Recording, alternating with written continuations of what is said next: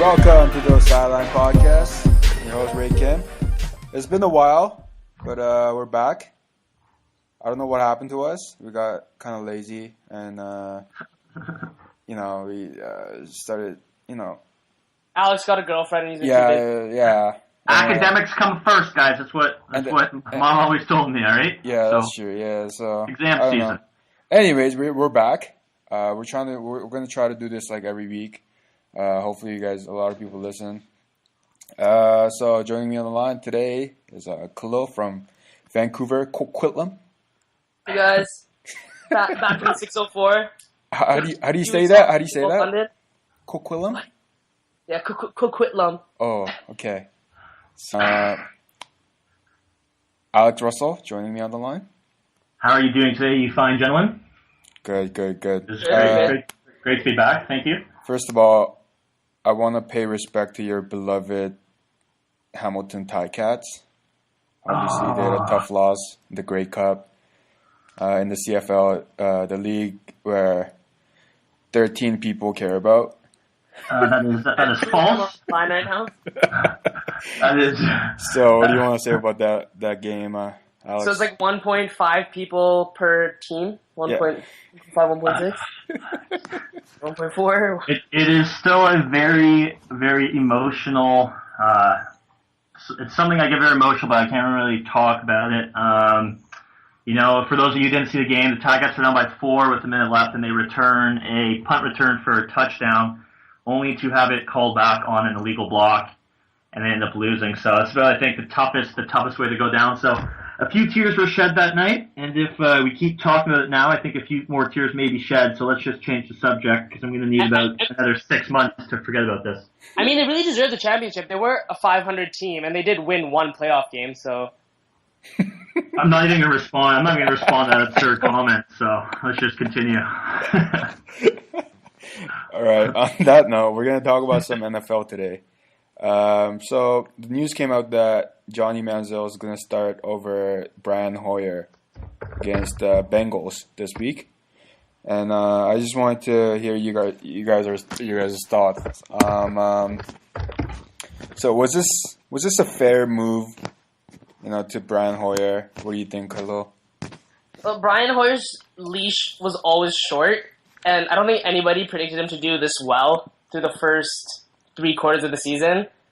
But after back-to-back losses, and when they're still an above 500 team, and you're going against one of the best pass defenses in the league, why not switch it up? Manziel's going to get the reins eventually. If any betting man isn't going to pick the Browns to make the playoffs this year. It's most likely not going to happen. So, why not? Why not give it a go? It might not be the best game for this guy to have his first career start, but it's going to happen eventually, so why not? Alex?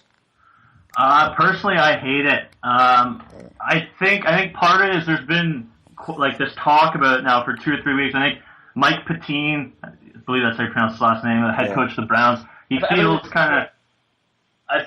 feels kind of pressure. They had the loss, always had dreadful loss to the Bills, and then, they lost to the Colts last week by 1 point. That was a tough one, but, when was the last time the Browns were 7-6? When was the last time anyone was talking about the Browns in the playoff discussion? I just think that to make this big of a change with 3 games left in the season, I found it kind of shocking. Now there's reports that Hoyer is reportedly wants out of Cleveland at the end of the year. So if this Manziel project doesn't work out, and Hoyer walks at the end of the year, it's where does this leave this team looking for? I think Hoyer got very unfair, got the short end of the stick here. But, his stats this year aren't great, but, he's 7-6 as a starter. So, it doesn't matter how many touchdowns you throw for, it matters if you win games. So I was pretty surprised, but I think there's been a bit of pressure from the media, so I think that had a big part in it. I don't really have an opinion at this point. I think the front office wanted Manziel to start because obviously investing a first-round pick is a big thing. And then I didn't think they were going to let Brian Hoyer back on the team next year, even if he did pretty well, because investing a first round pick in the NFL is huge, right? Yeah. So I just think the front office let this move. I don't think it had anything to do with the coach, Mike Penn, whatever his name is. Yeah, I just think they want to go with Johnny Manziel, and because they invested a first round pick, like I said. Yeah, so if they're gonna go down, they'd rather go down with Johnny Manziel. That's what I think. Here's a question: 170 yards passing, over under. Johnny Manziel? Yeah. And Cincy's secondary has been awful lately, but I'd still go under. I say under too, because Cincy has the worst run defense in the NFL right now. Okay, but 200 all-purpose yards, over under. Over. Over. Over. We'll probably run for I consider him for 55, 60 yards. He's just so fun to watch. Yeah, but I mean, think about Cleveland right now. Okay, go ahead, Chloe. What did the Bengals coach call him? A midget? Yeah. Well, that's true. He is pretty kind. That's a valid point there. No, I just don't get it. Since Cleveland has, think about it, they're 7-6. Since he's leading the division at 8-4-1, they close. Their last 3 games, they got 1 game against the Bengals. They have to win this game. If they lose this, they're out of the playoff. Well, out of the division, most likely out of the wild card. And then they play the Ravens week 17. I mean, these are the two of these 3 are the biggest pivotal games of their season, and they're going to throw in a rookie quarterback who has no experience. I mean, to me, it's pretty shocking. I mean, at this point, how much better is Hoyer than Johnny Manziel? Is he that much better? We don't know.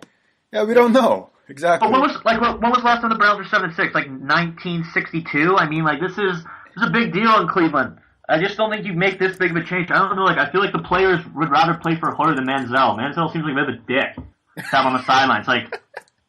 If you're an offensive lineman, you're going to work your ass off more for Hoyer or Manziel. I don't know what the chemistry's like in the locker room, but I mean, it's pretty big change to make with some of the biggest games of the year coming up. But is it fair to say last week's game was horrific for Hoyer, right? Yeah, he was terrible. He was dying to give that game up. Yeah. I think last week's game had a lot to do with this move. Yeah. I think there were 6 minutes left or 5 minutes left, and the Browns had the ball. They could have just at least score a field goal, at least. Yeah. But they just didn't do it because Brian Hoyer just. Yeah. He was also missed. Awful. Yeah, and he missed Gordon on a few. He missed Gordon on one pass. I was just he was so wide open. So I mean, I don't know. We'll see, but at least Manziel has Gordon to go to. I'm sure Gordon will get 15 to 20 targets probably. It's gonna be ridiculous. Also, he's averaging 13 and a half or something since he's been back. Yeah. Also, the best thing Brian Hoyer did when he was the starting quarterback was play fake. When the Browns were running the ball really well, they did a lot of play fake, play action passes, and he was pretty good at that. But the last 5 weeks, the Browns haven't been running the ball really well. Mm-hmm. I think that had a lot to do with Brian Hoyer's struggle, I guess. Yeah. But we'll see. But the Browns are more interesting now, right? Yeah, absolutely. The game's a lot more interesting on Sunday. If it was Brian Hoyer and the Browns against the Bengals, I wouldn't watch it. Now. Yeah, exactly. The Browns are worth watching now. And as somebody who cheers for the Ravens, since they're playing the Jaguars, I'm hoping this works out for the Browns. But I don't know. Yeah, he's just so much. It's not going to. He's just so fun to watch. When was it against the Buffalo game? When he came into the game. Yeah. Ran for a touchdown. That was the most exciting play ever. Yeah, he's pretty hyped, but still hate the guy. So hope he does shit.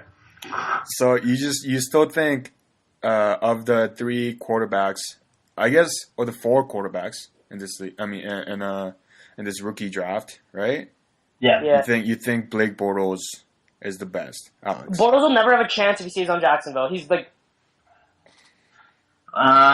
man.